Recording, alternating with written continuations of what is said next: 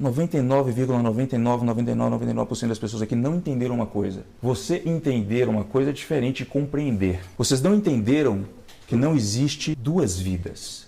Pelo menos não aqui. Você não vai viver isso de novo. Não vai viver. Você só tem um ticket de partida nesse trem. Na hora que ele parar, você sai no caixão. Eu falei uma coisa para uma pessoa esses dias que eu acho muito, muito importante. Tem muita gente que está se vendo no fundo do poço, está se imaginando, está só pensando em coisa negativa, porque quer muito fazer uma coisa, mas não consegue. E você não tem ideia, você literalmente não tem ideia, estando nessa situação também, do quão valioso isso é. Sabe por quê? Porque cada gota de motivação e desconforto é preciosa. O desconforto é muito precioso. Ele é muito precioso. Eu só fiz grandes coisas na minha vida porque eu estava desconfortável, eu não tolerava aquilo. A partir do momento que você tolera a sua situação, onde você está, morreu para você, acabou. Napoleão Hill já mesmo fala, né? Só há uma coisa no mundo para a qual não há remédio, a falta de ambição. Ambição vem de desconforto também. Às vezes você quer alguma coisa porque você está desconfortável. E o que acontece? Mas eu consegui cumprir com os meus objetivos, bens materiais, experiências, e em alguns momentos eu parei para pensar, ok, e agora? Aquela motivação que eu tinha, aquele sangue no olho para comprar aquele computador, para comprar aquele carro, tinha ido embora. E eu falei, cara, ferrou. Eu não estou mais desconfortável. Por isso, o seu bunda mole, está desconfortável é uma dádiva. Isso é um ouro que você tem nas mãos. Você não tem ideia. Você acha que, ok, estou desconfortável, estou tentando fazer alguma coisa, deu errado, tinha que dar certo de primeira? Se tivesse dado certo de primeira, você não daria nem valor a nada que você conquistaria na vida. Então isso não é papo de coaching, tá? Porque eu não sou coaching. Inclusive as coisas que eu falo são coisas que eu já vivi, beleza? Eu não fico repetindo coisa de livro, não estou aqui para te motivar à toa, não estou aqui para falar coisas que só são aplicáveis para determinadas pessoas e não são aplicadas para a maioria. Estou falando da minha vida e é isso. Se você está motivado, foda-se, o problema é seu. Pega aqui e usa da maneira que você quiser. Eu estou falando o seguinte, de fato, se você está desconfortável, você tem uma das melhores coisas da sua vida, motivação para sair daí. Eu vou te falar um negócio, por mais que um dia você esteja muito confortável, consiga uma outra coisa para te deixar desconfortável, porque é só assim que você evolui, é só assim que você evolui. Ninguém cresce em zona de conforto, ninguém. Daí quando você percebe o seguinte, porra, eu tô desconfortável, você vira meio que um masoquista também, porque você começa a gostar, você começa a falar, ok, eu vou tirar esse desconforto na marra, na garra. Por quê? Porque eu sou foda. Porque eu já consegui fazer isso antes. Porque um dia eu estava desconfortável e virei o jogo. Então você acha muito foda isso, saca? Agora eu quero saber como que você falou assim, ó, vou estudar marketing digital, PLR. Como é que foi parar nisso aí? Do nada você... Então, acho que se a gente for traçar a linha do tempo aqui, eu Não, parei... vou voltar, nós estamos com tempo.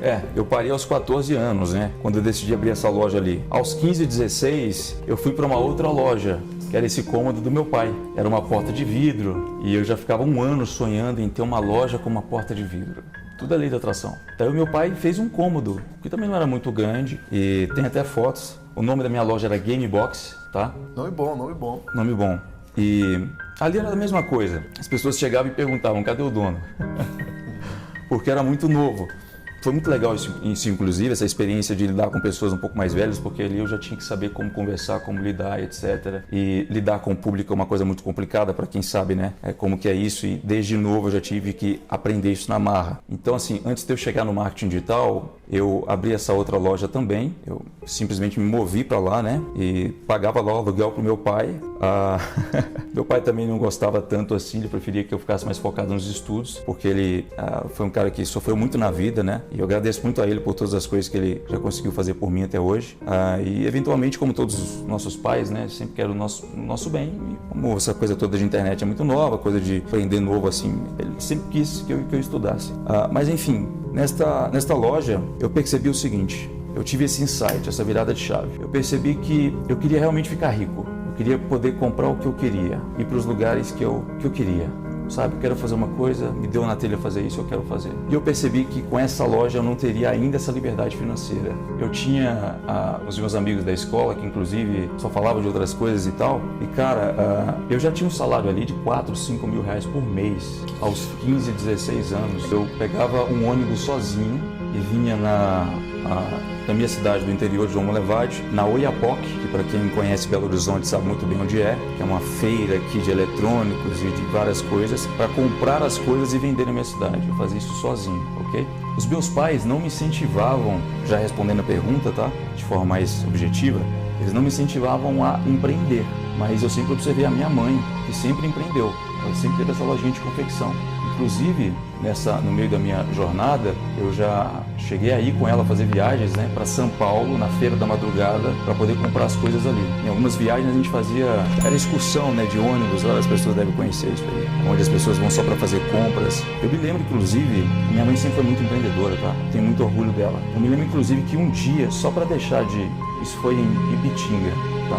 Eu me lembro que só para deixar de economizar no preço do hotel, a gente não podia dormir no ônibus que ficava lá, nós dormimos na rua. Dormi na rua com ela, para ela economizar essa grana e poder comprar mais coisas para levar para a loja dela, ok? E ali eu não reclamar. Eu estava ali para ajudar ela a carregar peso. Eu que ajudava ela a carregar peso, porque ela sempre ficava na frente, sabe? Olhando o que ia comprar e tal, quero comprar isso e tal, e eu estava ali puxando o carrinho com as sacolas, as roupas, os tecidos, vidros também que ela comprava, vários utensílios assim. E então me orgulho muito dela por conta disso. Mas nunca me incentivou a empreender, sempre preferiu que eu fosse para outro caminho também, porque a loja dela, apesar de ter há muito tempo, ela não tinha assim, um lucro exorbitante. Foi sempre o necessário para pagar as contas. Como todo empresário. Sempre o necessário para pagar as contas, assim, uma coisa muito pequena mesmo. E quando eu fui para essa minha loja, eu pensei o seguinte, ok, não é aqui que eu vou ganhar dinheiro o suficiente para fazer o que eu quero. Eu quero uma vida de abundância, sabe? Eu quero poder fazer tudo aquilo que eu penso em fazer. Eu olhava, eu estava na sala de aula, eu olhava ao redor e pensava assim, isso foi um dia de reflexão. Eu pensava, todo mundo está aqui fazendo essa mesma coisa, vão... Tá errado. Como assim, cara? Mas espera aí, por que eu tenho que fazer isso também? Por que é que eu vou me formar como eles estão fazendo isso hoje e ter simplesmente um emprego, e não tem nada contra isso, desde que você goste do que você faz, mas assim, sem liberdade financeira. Liberdade financeira é algo que se você faz faculdade, se você pensa em estudar para isso, se você conseguir ter, você vai ser uma pessoa entre milhares. Então é muito mais difícil você conseguir ter liberdade financeira fazendo qualquer tipo de faculdade do que empreendendo por conta própria. Óbvio, isso mudou há muito tempo, né? As pessoas já sabem disso. Então eu refleti sobre isso e falei, na minha loja de games eu não vou ganhar dinheiro suficiente, apesar de já ganhar ali 4, 5 mil reais, tá? Eu desbloqueava também aparelhos de videogame, mexia com solda, tá? E aprendi a fazer tudo sozinho. Doido, cara. Você faz tudo então. Cara, eu sempre fui muito autodidata, né? Em Belo Horizonte eu lembro que tinha um curso aqui para poder aprender a desbloquear aparelhos de Xbox, PlayStation 3, custava 1.400, 1.500 alguma coisa, eram 2 dias de curso, eu não pude pagar. Isso antes de ir para essa outra loja minha, tá? Onde eu comecei a ganhar mais dinheiro. E o que eu fiz? Eu abri fóruns na internet para aprender a fazer sozinho, a desbloquear. E eram fóruns em inglês. E eu traduzia a página, porque ali não entendia em inglês, não entendia nada. Eu traduzia a página e via ali o que todo mundo estava falando. Era cara da Rússia, era cara do não sei o quê. Assim que faz, você tem que comprar o chip. E eu queimei 2 aparelhos de videogames de outras pessoas só para tentar fazer isso. Eu tive que pagar aquilo. Consegui. Daí eu percebi que com aquilo, apesar de eu estar fazendo toda essa grana, que era muito mais do que qualquer garoto da minha idade estava fazendo na minha sala, e é por isso que eu tive esse insight, eu falei, pô, peraí, eu estou fazendo 5 mil reais por mês, 4 mil reais aqui. Esses caras estão ainda estudando aqui nessa sala junto comigo para um dia, talvez, fazer essa grana que eu estou fazendo. E olha que eu estou estudando ainda no período da manhã e eu estou ganhando só à tarde. Peraí, isso quer dizer que se eu trabalhasse também de manhã, será que eu não poderia fazer 10? Pô, que sentido tem isso aqui? Pra que eu vou ficar aqui? Pra que eu vou estudar? Pra que eu vou ficar aqui? Entendeu? É necessário você ter uma alfabetização. Claro, português, matemática, etc. Mas pra mim, quando eu já começava a ver coisas que eu já percebia que planilhas do Excel estavam fazendo sozinhas, eu pensava, eu tô perdendo meu tempo. Uma coisa legal, quando eu estudava, o professor mandava assim, ó, copiar a matéria do livro, copiar, matava no quadro, estava no livro. Você não concordava. Se já tá no livro, pra que eu vou copiar? Exato. Você tinha o mesmo pensamento? Tinha o mesmo pensamento. Pra que é que eu vou saber o que o bendito do Napoleão tomava no café da manhã dele, na história do não sei o que, cara? Ok, ser uma pessoa culta é legal.